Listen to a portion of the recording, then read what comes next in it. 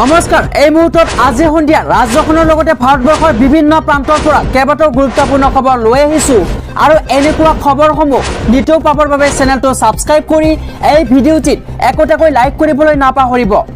আজি সন্ধিয়া প্ৰথমটো এটা বিগ ব্ৰেকিং নিউজ আহি পৰিছে ৰাজ্যবাসীৰ বাবে। কংগ্ৰেছৰ 21 জনীয়া প্ৰাৰ্থীৰ তালিকা ঘোষণা কৰিলে আজি, কিন্তু গুৰুত্বপূৰ্ণ কথাটো হল যে এই 21 জনীয়া প্ৰাৰ্থীৰ তালিকাত নাম নাই কেইবাজনো জ্যেষ্ঠ নাগৰিক নেতাৰ।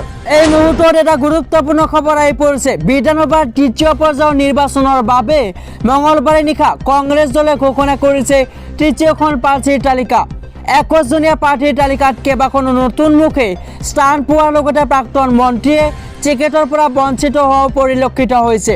প্ৰকাশিত তালিকাখন এনেধৰণৰ: দক্ষিণ হালমাৰা ৱাজেদ আলী চৌধুৰী, গোলেকঞ্জ আব্দুল সোবান আলী চৰকাৰ আৰু লগতে বঙাইগাঁৱত পৰিছে শংকৰ প্ৰসাদ ৰায়, উত্তৰ অভয়াপুৰীত আব্দুল বতিম খণ্ডকাৰ, দক্ষিণ অভয়াপুৰীত প্ৰদীপ সৰকাৰ আৰু লগতে দুধনৈত যাদৱ স্বৰ্গীয়াৰী, পূব গোৱালপাৰাত আব্দুল কালাম ৰছিদাম, পশ্চিম গোৱালপাৰাত মহম্মদ আব্দুল ৰছিদ মণ্ডল, জলেশ্বৰত পৰিছে আফতাবুদ্দিন মোল্লা, পাটাচাৰকুছিত শান্তনু শৰ্মা, বাটবৰ চেৰমান আলী, সৰুখেতিত জাকিৰ হুছেইন ঠিকাদাৰ আৰু চেঙাত পৰিছে হুকুৰ আলী আহমেদ, বকত নন্দিতা দাস, ছয়গাঁৱত ৰেকিবুদ্দিন আহমেদ, পলাকবাৰীত যতীন মালী, জালুকবাৰীত ৰমেন চন্দ্ৰ বৰঠাকুৰ, দিছপুৰত মনজিৎ মহন্ত, পূব গুৱাহাটীত অসীমা বৰদলৈ আৰু বৰখেতিত দিগন্ত বৰ্মন, লগতে ধৰ্মপুৰত ৰাতুল পাটোৱাৰী। উল্লেখ্য যে দীৰ্ঘদিন ধৰি নলবাৰী জিলাৰ ধৰ্মপুৰ সমষ্টিটোত চন্দ্ৰমোহন পাটোৱাৰীক খলদেশত পেলাই অহা প্ৰাক্তন মন্ত্ৰী নীলমণি হেণ্ডেকাক প্ৰাৰ্থীত্বৰ পৰা বঞ্চিত কৰে। ইফালে দিছপুৰ সমষ্টিক প্ৰতিনিধিত্ব কৰি দুবাৰকৈ বিধায়ক হোৱা কংগ্ৰেছৰ জ্যেষ্ঠ নেতা অকণ বৰাকো টিকটৰ পৰা বঞ্চিত কৰে কংগ্ৰেছ নেতৃত্বই। অকণ বৰাৰ সলনি দলে ৰাজ্যসভাৰ সাংসদ তথা আঞ্চলিক গণমৰ্চাৰ আহ্বায়ক অজিত কুমাৰ ভূঞাৰ সতীৰ্থ মনজিৎ মহন্তক প্ৰাৰ্থীত্ব প্ৰদান কৰিছে। ইয়াক লৈ এতিয়া চৰ্চা চলিছে ৰাজনৈতিক মহলত। আৰু এই মুহূৰ্তত দ্বিতীয়তে ৰাজ্যবাসীৰ বাবে এটা খুবেই গুৰুত্বপূৰ্ণ খবৰ আহি পৰিছে। সুৰক্ষাৰ লগতে সংস্থাপন দিয়া চৰকাৰ আমাক লাগিব আৰু 5 বছৰ দিয়ক সৰ্বানন্দ সোণোৱালক। যিমানেই নিৰ্বাচনৰ দিন চমু চাপিছে সিমানেই বিজেপিয়ে তীব্ৰতৰ কৰি তুলিছে প্ৰচাৰ অভিযান। যুদ্ধক্ষেত্ৰত নামি পৰিছে বিজেপিৰ ইজনৰ পিছত সিজন ষ্টাৰ কেম্পেইনাৰ। বুধবাৰে হজাৰ লংকাত বিজেপি দলৰ হৈ নিৰ্বাচনী প্ৰচাৰ চলাই উত্তৰ প্ৰদেশৰ মুখ্যমন্ত্ৰী যোগী আদিত্যনাথে সভাত উত্তৰ প্ৰদেশৰ মুখ্যমন্ত্ৰীগৰাকীৰ লগতে উপস্থিত থাকে কেন্দ্ৰীয় মন্ত্ৰী মহেন্দ্ৰ সিং আৰু বিজেপি নেতা দিলীপ শইকীয়া। অসমীয়াত ভাষণ আৰম্ভ কৰা যোগী আদিত্যনাথে প্ৰথমে উপস্থিত জনতাক আগন্তুক ৰঙালী বিহুৰ শুভেচ্ছা জনায়। মহাবাহু ব্ৰহ্মপুত্ৰক সেৱা জনাই যোগীয়ে কয় যে শংকৰদেৱৰ বাবে অসম ভূমি সুৰক্ষিত হৈ আছে। কংগ্ৰেছৰ কূটনীতিয়ে ভাৰতৰ সংস্কৃতি ধ্বংস কৰিছে। তুষ্টিকৰণেৰে কংগ্ৰেছ অসম ধ্বংস কৰিব বিচাৰিছিল। মোদীৰ নেতৃত্বত ভাৰত বিশ্বৰ শ্ৰেষ্ঠ শক্তি হোৱাৰ দিশত আগবাঢ়িছে। সেয়েহে মোদীয়ে কৰোনাৰ ভেকচিনৰ দিশত লোৱা পদক্ষেপক প্ৰশংসা কৰিছে আমেৰিকাৰ ৰাষ্ট্ৰপতিয়ে। যোগী আদিত্যনাথে লগতে কয় যে আমি কাৰো ধৰ্ম চাই জাতি চাই কাম কৰা নাই। সবকা হাত সবকা বিকাশ নীতিৰে কাম কৰিছোঁ। কংগ্ৰেছে তুষ্টিকৰণৰ ৰাজনীতি কৰি সন্ত্ৰাসবাদীৰ সুবিধাৰ বাবে ধাৰা 370 আনিছিল, কিন্তু আমাৰ গৃহমন্ত্ৰী অমিত শ্বাহে সন্ত্ৰাসবাদীক নিশেষ কৰাৰ বাবে ধাৰা 370 নাইকিয়া কৰিলে। কামাখ্যালৈ যাওঁতে চাৰিওদিশে মোৰ কাণত জয় শ্ৰীৰাম গুঞ্জৰিত হৈছিল। ৰাম আমাৰ সংস্কৃতি, আমাৰ শিষ্টাচাৰ। 3 তালাকৰ কথা কোৱাসকলৰ বাবে ভাৰতৰ কাৰাগাৰে অপেক্ষা কৰিছে। শত্ৰু দেশে ভাৰতত সোমাবলৈ চেষ্টা কৰিলে, কিন্তু আমাৰ সেনা এয়াৰ ষ্ট্ৰাইক চাৰ্জিকেল ষ্ট্ৰাইক কৰিবলৈ প্ৰস্তুত হৈছিল। এনেকুৱা চৰকাৰে আমাক লাগে যি আমাক সুৰক্ষাও দিশে আৰু সংস্থাপনো দিয়ে। 5 বছৰ সৰ্বানন্দ সোণোৱালক দিলে আৰু 5 বছৰ দিয়ক, এনেদৰে কয় উত্তৰ প্ৰদেশৰ মুখ্যমন্ত্ৰীগৰাকীয়ে। আৰু এই মুহূৰ্তত অসম চৰকাৰৰ কৰ্মচাৰীসকলৰ বাবে এটা গুৰুত্বপূৰ্ণ খবৰ আহি পৰিছে। কোষাগাৰসমূহলৈ বিশেষ নিৰ্দেশনা বিত্ত বিভাগৰ। চলিত বিত্তীয় বৰ্ষ শেষ হ'বলৈ কেইটামান দিন বাকী। ৰাজ্য চৰকাৰৰ বিত্ত বিভাগে কোষাগাৰসমূহক ৰাজ্যিক কৰ্মচাৰী মাৰ্চ মাহৰ দৰমহা আৰু পেঞ্চনৰ বিলসমূহৰ লগতে অনুদান আদি অহা 23 মাৰ্চৰ পৰা গ্ৰহণ কৰিবলৈ নিৰ্দেশ দিছে।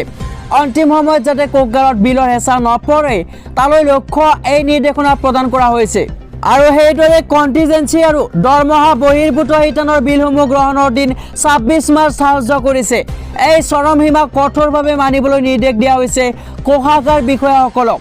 তদুপৰি ২৭ আৰু ২৮ মাৰ্চ অৰ্থাৎ চতুৰ্থ শনিবাৰ আৰু দেওবাৰৰ দিন দুটা খোলা ৰাখিবলৈ নিৰ্দেশটোত উল্লেখ কৰা হৈছে।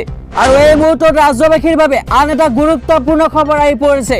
১ এপ্ৰিলৰ পৰা অচল হৈ পৰিব এইকেইটা বেংকৰ পাছবুক লগতে চেকবুক। চাওক আছে নেকি আপোনাৰ বেংকটো। এটা গুৰুত্বপূৰ্ণ খবৰ আহি পৰিছে ৰাজ্যবাসীৰ বাবে। চলিত বৰ্ষৰ ১ এপ্ৰিলৰ পৰা দেশৰ ৮টাকৈ আগশাৰীৰ চৰকাৰী বেংকৰ পাছবুক চেকবুক আদি অচল হৈ পৰিব। ভাৰত চৰকাৰে ২০১৯ চনৰ এপ্ৰিল মাহতে দেশৰ ৮টা বেংক ৪টা বৃহৎ বেংকৰ সৈতে চামিল কৰাৰ সিদ্ধান্ত লৈছিল। আৰু সেই মৰ্মে সেই ৮টা বেংক ৪টা বৃহৎ বেংকৰ সৈতে চামিল কৰাৰ প্ৰক্ৰিয়া সম্পূৰ্ণ হৈ উঠিছে। সেয়ে উক্ত ৮টা বেংকে ইমান দিনে নিজাববীয়াকৈ প্ৰচলন কৰি অহা পাছবুক আৰু চেকবুকসমূহ সলনি হৈ পৰিব। ১ এপ্ৰিলৰ পৰা পাছবুক আৰু চেকবুক অচল হৈ পৰিবলগীয়া বেংককেইটা হৈছে Dena bank, Vijaya bank, corporation bank, Andhra bank, syndicate bank, oriental bank of commerce আৰু লগতে ইউনাইটেড বেংক অৱ ইণ্ডিয়া আৰু এলাহাবাদ বেংক। এই ৮টা বেংক ৪টা বৃহৎ বেংকৰ সৈতে চামিল হৈ পৰিব আৰু বেংককেইটাৰ পাছবুক চেকবুক আদিও সলনি হৈ পৰিব। সেয়ে যদি আপোনাৰ উক্ত বেংককেইটাৰ কোনো এটাত একাউণ্ট আছে তেন্তে শীঘ্ৰে সংশ্লিষ্ট বেংকৰ শাখালৈ গৈ এই বিষয়ে খবৰ লোৱাটো সীমাচীন হ'ব। অৱশ্য সেই বেংককেইটাত একাউণ্ট থকাসকলে বেংক চামিলকৰণৰ বাবে কোনো লোকচানৰ সন্মুখীন নহ'ব বুলি কোৱা হৈছে। মাত্ৰ তেওঁলোকৰ পাছবুক আৰু চেকবুক সলনি হ'ব। উল্লেখ্য যে দেনা বেংক আৰু বিজয় বেংক ২০১৯ চনৰ ১ এপ্ৰিলৰ পৰা বেংক অৱ বৰোদাৰ সৈতে চামিল কৰাৰ সিদ্ধান্ত লোৱা হৈছিল। অৰিয়েণ্টেল বেংক অৱ কমাৰ্চ তথা ইউনাইটেড বেংক অৱ ইণ্ডিয়া চামিল কৰা হ'ব পাঞ্জাৱ নেশ্যনেল বেংকৰ সৈতে। সিন্ডিকেট বেংক চামিল কৰা হৈছে কানাড়া বেংকৰ সৈতে। অন্ধ্ৰ বেংক আৰু কৰ্পৰেশ্যন বেংক চামিল কৰা হৈছে ইউনিয়ন বেংক অৱ ইণ্ডিয়াৰ সৈতে। এনে চামিলকৰণৰ ফলত পূৰ্বৰ ৮টা বেংকৰ চেকবুক, পাছবুক লগতে IFSC কোড, MICR কোড আৰু বেংকৰ শাখাৰ ঠিকনাৰ পৰিৱৰ্তন ঘটিব। আৰু এই মুহূৰ্তত এটা ভয়ংকৰ খবৰ আহি পৰিছে। সুৰাপান কৰি কন্যাৰ লগত অপকৰ্ম কৰাৰ চেষ্টা পিতৃৰ। অতিষ্ঠ হৈ পত্নীয়ে কাঠৰ খৰিৰে মূৰত মৰিয়াই হত্যা কৰে স্বামীক। এই মুহূৰ্তত ৰাজ্যখনত এটা বিগ ব্ৰেকিং নিউজ আহি পৰিছে। সুৰাপান কৰি কন্যাৰ লগত অপকৰ্ম কৰাৰ চেষ্টা পিতৃৰ।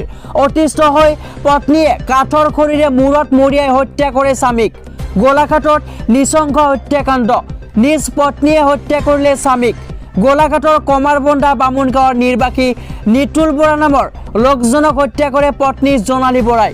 দৈনিক সুৰাপান কৰি ঘৰত অশান্তিৰ সৃষ্টি কৰি অহাৰ লগতে নিজ কন্যাক অসৎ কাৰ্য চলাবলৈ চেষ্টা কৰিছিল নিতুল বৰাই। মঙলবাৰে নিশাও অত্যাধিক সুৰাপান কৰি উৰে নিশা পত্নী জোনালী বৰাৰ সৈতে কাজিয়াত লিপ্ত হয় স্বামী।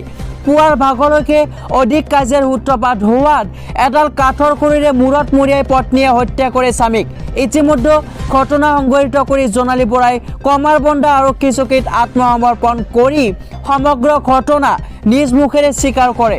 আৰু এই মুহূৰ্তত এটা বিগ ব্ৰেকিং নিউজ আহি পৰিছে। চিকত দিও কাঢ়ি নিলে বদৰুদ্দিন আজমলে। যিকোনো মুহূৰ্ততে আত্মহত্যা কৰাৰ ভাবুকি প্ৰাৰ্থীৰ। এই মুহূৰ্তত এটা গুৰুত্বপূৰ্ণ খবৰ আহি পৰিছে। চিকত দিও কাঢ়ি নিলে বদৰুদ্দিন আজমলে আৰু যিকোনো মুহূৰ্ততে আত্মহত্যা কৰাৰ ভাবুকি প্ৰাৰ্থীৰ। ৰাজ্যত নিৰ্বাচনৰ গৰম বতাহ। প্ৰাৰ্থীত্বৰ খোৱা কামোৰাক লৈ জ্বলিছে ৰাজ্যখন। জলেশ্বৰ সমষ্টিত এআইইউডিএফৰ প্ৰাৰ্থী ৰফিকুল ইছলামক চিকেট দিও কাঢ়ি নিলে বদৰুদ্দিন আজমলে আৰু যিকোনো মুহূৰ্ততে আত্মহত্যা কৰিব পাৰে ৰফিকুল ইছলামে। আজি এক সংবাদমেলৰ জৰিয়তে বদৰুদ্দিন আজমলক সকিউনি দিয়ে ইছলামে। বদৰুদ্দিন আজমল হত্যাকাৰী, মোক ৰাজনৈতিকভাৱে হত্যা কৰিলে বদৰুদ্দিন আজমলে। আজমল প্ৰতাৰক, মোৰ লগত চৰম প্ৰতাৰণা কৰিলে। এআইইউডিএফে বেচা কিনাৰ দল। এই দলত কোনো মানৱতাৰ মূল্য নাই। মই যিকোনো সময়তে আত্মহত্যা কৰিব পাৰোঁ আৰু ইয়াৰ বাবে সম্পূৰ্ণ জগৰীয়া হ'ব আজমল। উল্লেখযোগ্য যে যোৱা ৭ মাৰ্চত ৰফিকুল ইছলামক জলেশ্বৰ সমষ্টিৰ প্ৰাৰ্থী হিচাপে টিকেট প্ৰদান কৰিছিল মৌলানা বদৰুদ্দিন আজমল নেতৃত্বাধীন এআইইউডিএফ দলে। কিন্তু নীতি আদৰ্শ জলাঞ্জলি দিয়ে এআইইউডিএফ দলে পুনৰ টিকেট দিলে ডাক্তৰ ৰেজা MA আমিনক। আনকি ২০১৬ চনতো অনুৰূপ ঘটনা ঘটিছিল। অভিযন্তা আব্দুৰ ৰেজাক মোল্লাক দলীয় টিকেট প্ৰদান কৰি কাঢ়ি নিছিল আজমলে। সম্প্ৰতি ভাগি পৰিছে ৰফিকুলৰ পৰিয়ালৰ লোকৰ লগতে দলীয় কৰ্মীসকলে। কান্দোনত ভাগি পৰিছে ৰফিকুলৰ পৰিয়াল তথা দলীয় কৰ্মীসকলে। আৰু যিকোনো মুহূৰ্তত অঘটন ঘটিব পাৰে ৰফিকুল ইছলামৰ বাসগৃহত বুলি হুংকাৰ প্ৰদান কৰে ৰফিকুলে। তো বন্ধু বান্ধৱীসকল আজিৰ ভিডিঅ'টো ইমানতে অন্ত পেলাইছো। এনেকুৱা নিউজবোৰ নিতৌ পাবৰ বাবে চেনেলটো ছাবস্ক্ৰাইব কৰি ৰাখিব।